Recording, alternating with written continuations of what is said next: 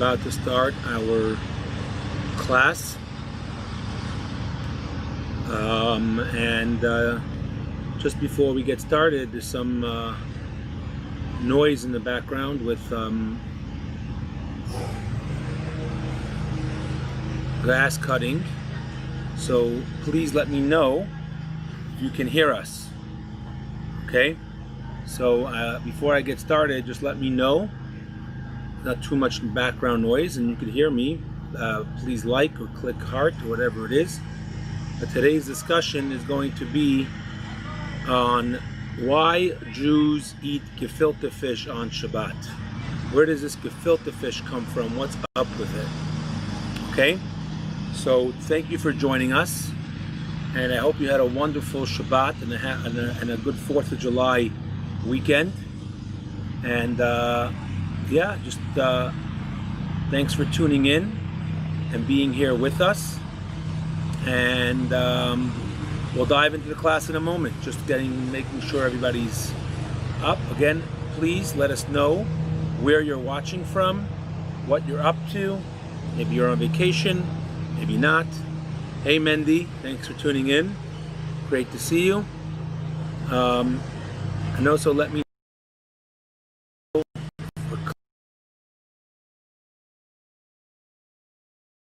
is it being drowned out, or we are good? But basically, today's class, the question that's driving the class today is, why do Jews eat gefilte fish on Shabbat? So they say a story of a blind man who was standing over a flower patch in Central Park in New York, and he was dangling a fishing rod over a flower patch. A concerned tourist, and he asked, "What are you doing?" So the blind man says, "I'm fishing for lunch." Feeling terribly bad for the blind man and realizing he's not going to catch any fish for lunch, the tourist decides he says, "Come with me, let me buy you lunch." And the tourist takes this blind man, he takes him to a very fancy restaurant. And he's schmoozing with him, asking about his life and this and that. And he says, "Tell me, sir, how many fish did you catch today?" So he says, "Including you, 6. Right? His exactly what he was fishing for is what he got. So on Shabbos, there's a mitzvah to have pleasure. On Shabbos is a mitzvah to have what they call oneg, pleasure. One aspect of the mitzvah of pleasure on Shabbat is to prepare particularly delicious foods and drink for Shabbos meals. The Talmud mentions different opinions with regard to what foods are appropriate for oneg Shabbos, for enjoying Shabbos, and both opinions the Talmud brings mentions fish. Again, there seems to be a lot of background noise today, so please let me know if you can hear. Otherwise, we're wasting our time. But, so the Talmud tells us in the Tractate of Shabbos, page number 118, side B, the Talmud tells us, how should one have pleasure on Shabbat? Rav Yehuda, son of Rab Shmuel Bar Shilat, said, in Rav's name, with a dish of beets, a large fish, and heads of garlic.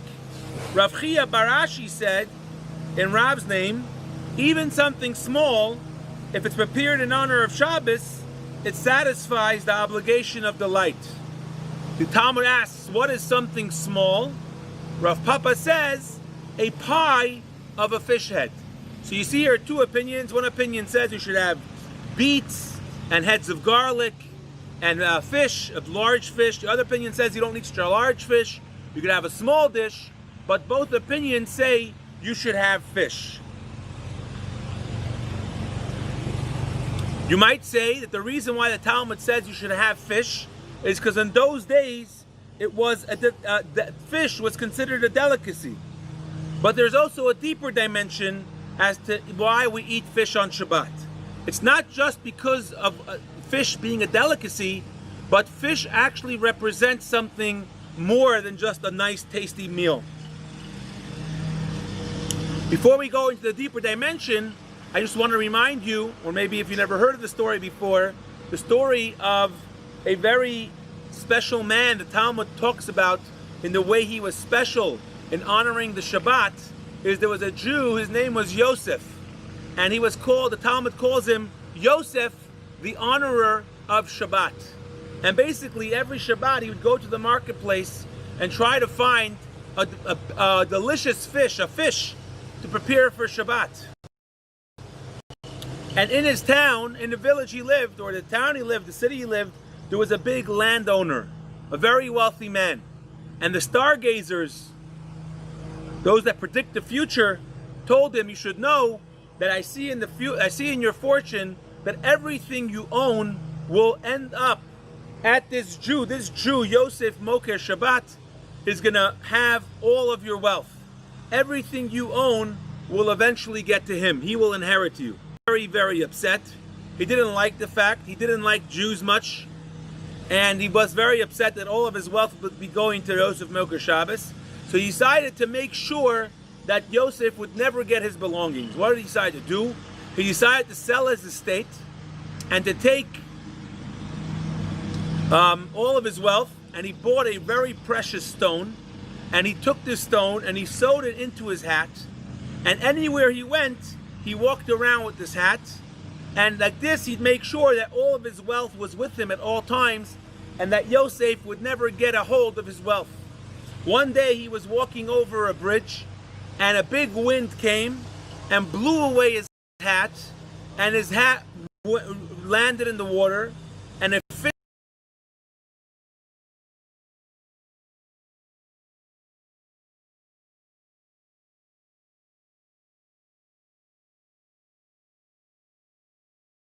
went looking for a fish, and Yosef and these fishermen knew Yosef already. They knew if they wanted a customer that was going to pay top dollar for fish, Yosef would be the one to get it. So, as the fishermen went to Yosef and said, we found a very big fish. We think you'd love it for Shabbos. And Yosef said, sure, I'll take it. Yosef bought it. He had to borrow money. It was a very expensive fish. And he borrowed extra money to make sure he can pay it. And as he cut the fish open, he found his diamond. And the Talmud tells us that he took it from this diamond.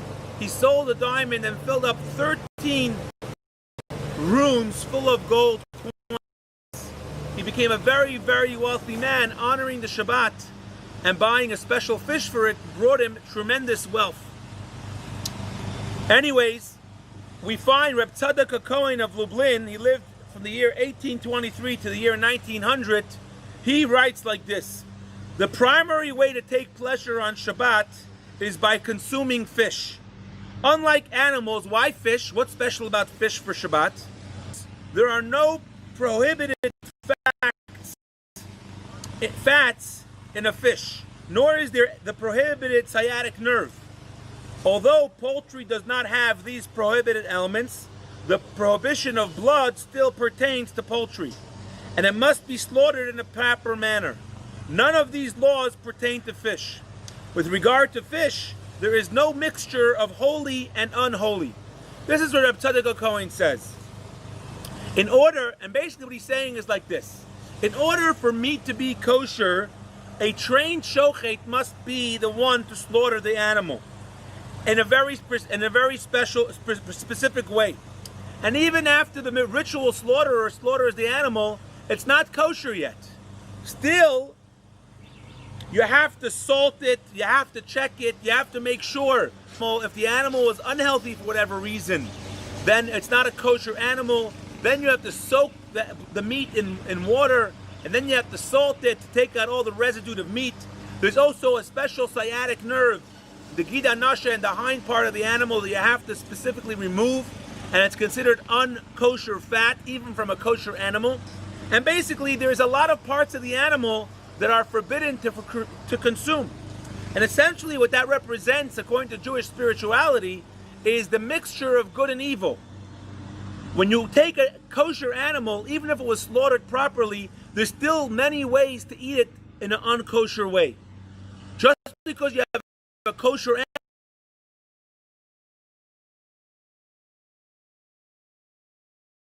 checked for health properly, and just because it's kosher doesn't mean, just because it was a kosher kind, doesn't mean it's actually kosher. So even once you have a kosher animal, and even after it was slaughtered properly, there's still many pitfalls to have it in an unkosher way, which represents still the ability for something to be used for unholy reasons. Same thing with chicken, poultry. Poultry has less problems than meat because you don't have the forbidden fats and things like that, but still soak it, and there's still a way to eat a kosher bird in an unkosher way.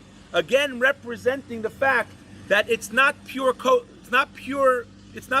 kosher. It's not purely good.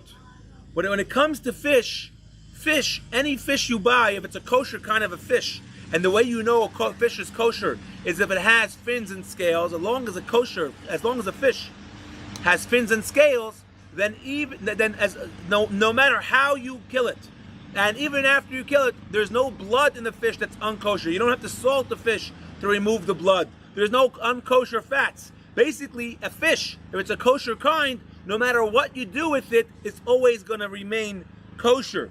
And this represents a state of spirituality and a state of holiness that is always there. So fish represents a more spiritual reality. As also we mentioned when we spoke about the mikvah, purifying waters, is that there's a big difference between land animals, land creatures, and human beings than sea animals. Land animals live on dry land, and they're not attached to their source. Man was made from dust, animals were made from dust, but we don't feel our connection to our source. We don't feel our source connection to the ground necessarily. Whereas animal creatures were created from water, and their whole life they need to remain in their source of life, and spiritually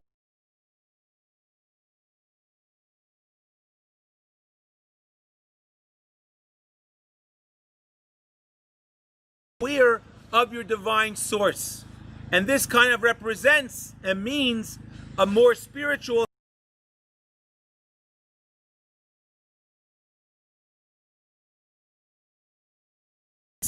or no sense of your life force. And this is kind of what it represents.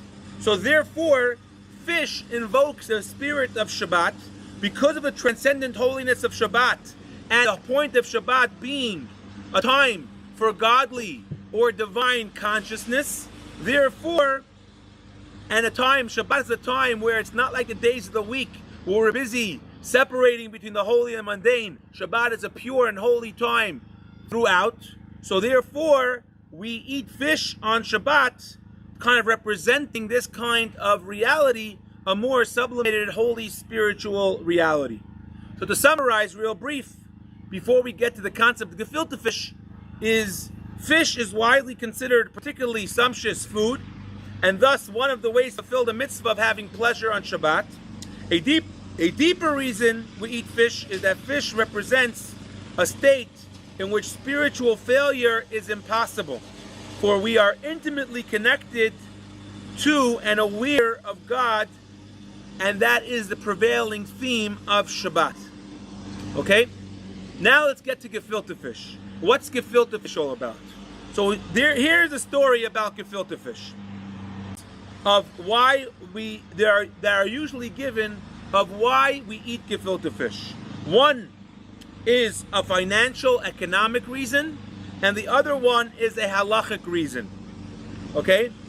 From a financial standpoint, because it's a mitzvah to eat fish on Shabbat, and because historically Jews haven't been super wealthy, back in shtetl days in Europe, for many generations, Jews were poverty-stricken, and Jews wanted to do the mitzvah of eating fish on Shabbat, pleasure on Shabbat. So they took fish and they made it into a mixture where you could utilize every part of the fish. You can grind down and get the most out of the fish and mix it with some flour and mix it with some vegetables And you could take one fish and make so much more out of it. You take a gefilte fish roll, you could put much less gefilte fish, much less fish, and a lot more stuffing, if you will, and you could get a lot more out of the fish. And historically, back in the day, today you don't see it so much anymore. You see more loaves of gefilte fish, but back in the day, they would take the skin of the fish, empty the fish out, make a stuffing, and put it back into the skin of the fish and serve it in the skin on a platter. But basically, they would take the whole fish and get much more out of the fish, and it was much easier to get more out of it and feed more people. So for economic reasons, you were able to include more people and feed more people with less fish, and therefore it made sense, and that was one reason why people started eating gefilte fish. That's the reason, for economic reasons. Now for halachic reasons, it's also a very good reason, is because when it comes to Shabbat, the way we eat and the way we prepare foods becomes very, very, very important. Even just separating what we want to eat from what we don't want to eat, there are laws of Shabbat. It's called the laws of Borer, the laws of separation that dictate to us that we're allowed to take the good out of the bad. That means you're allowed to choose what you want to eat, but you can't take the bad out of the good.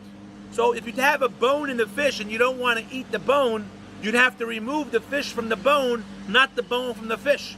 And this could be easily forgotten, and this could be easily broken, this rule. So one way to get around the problem of separating good from bad and doing it in the right halachic way is to debone the whole fish before Shabbat starts, and therefore you would have no issue of separation. You'd have no issue of ending up with parts of the food that you want to separate. You would eat the whole fish because now you already deboned it. You already took all the bones out. Everything that's left in the gefilte fish is fully edible, and you run into less issues when it comes to Shabbat. So the halacha of Shabbat is in separation of good from bad is very particular.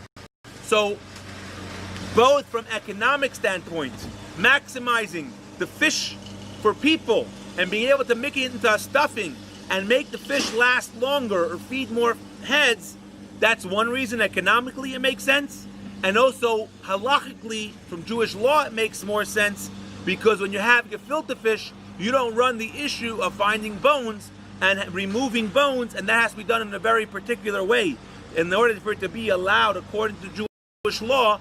And therefore this gefilte fish custom allows us to get around that and allows us to enjoy fish by doing the mitzvah of enjoying Shabbat and not running into any halachic issues. So to summarize why we eat gefilte fish as an economic reason.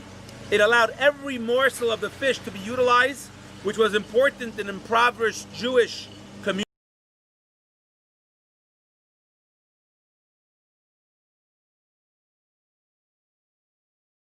The Shabbat laws concerning separating good from bad.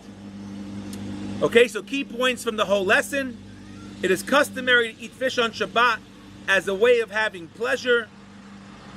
On this sacred day, in addition, fish is symbolic of a state in which spiritual failure is impossible due to the intimate connection to God that we have on Shabbat, and the transition of gefilte fish came about because of its economic benefit, as well as to circumvent halachic concerns of separating on Shabbat.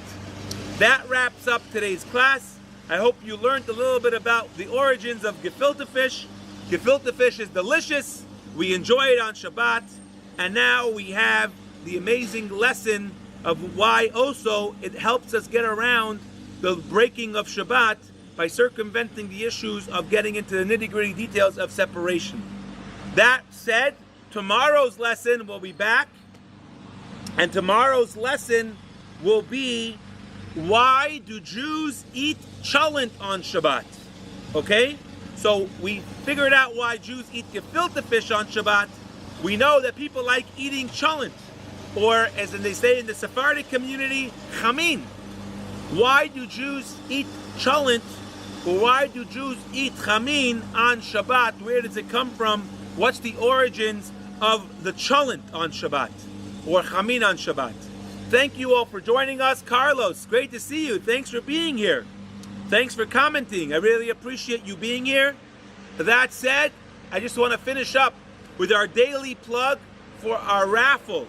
Our raffle, we do an annual summer raffle. The raffle is an amazing opportunity to win some great prizes, like $10,000 first prize. Second prize is 2 tickets to Israel. And if you can't go to Israel, you can get $3,500 cash. Third prize is $1,000. Fourth prize is $540. And fifth prize is $360. You could be a winner, but ultimately, you're automatically a winner. Come say hello, Zalman. You're automatically a winner, because when you buy a raffle ticket, the prizes were already covered, and every penny you give, $36 a ticket, as many tickets as you buy, you get all that money goes straight to help Jewish life at UCF and Valencia. It's a big mitzvah to give students the opportunity to celebrate Shabbat. We give them gefilte fish every single week. And Zalman, say hi. Zalman's enjoying his time. And he's having a good time out here. Anyways, and we do Shabbat to go. On an average Shabbat, we give out 30 to 50 meals. Even during this crazy pandemic, we try to be there for students as much as possible. Also doing these classes on Zoom, delivering chicken soup to kids that aren't well. We're even putting up mezuzahs, socially distant, but over Zoom or FaceTime or in person. We put on masks and stuff like that. You help Jews celebrate and stay connected. All of that is powered by our very special friends that make Jewish life possible. When you buy a ticket, you make Jewish life possible. We're truly touched. As of right now, there is, we have 217 friends that bought 783 tickets, okay, and raised so far $28,000, $28,188 to better Jewish life at UCF. We still have 717 tickets we want to sell for our goal of 1,500 tickets. And we only have 18 days left, Chai days left. So please, if you're up for it, you're able to encourage yourself, encourage your parents, bubbies, zadies, uncles, aunts, anybody that is able to. Obviously, if you can't during this crazy time, we totally understand. But if you're able to, dig deep into your hearts, into your pockets, help support Jewish student life at UCF. Show the students that their experience on campus matters. You can buy your tickets at jewishucf.com/raffle. That's jewishucf.com/raffle. And to make it easier for you guys, I could put it in the comments on this class. I'll put it right now, jewishucf.com/raffle. All right. Support Jewish life at UCF. Okay. Right there, it's in the comments. If it's easier for you, if you look in the comments, you could find the link to the raffle right there. Thank you all. See you all tomorrow. And as I said, tomorrow's class, we're going to speak about why do Jews eat cholent on Shabbat. We know why we eat gefilte fish. Now we're on to cholent. Have a wonderful day. Happy 4th of July weekend. I hope you had good times with your family and friends, some barbecues or wherever else you like to celebrate. Have a wonderful rest of your weekend, and see you all.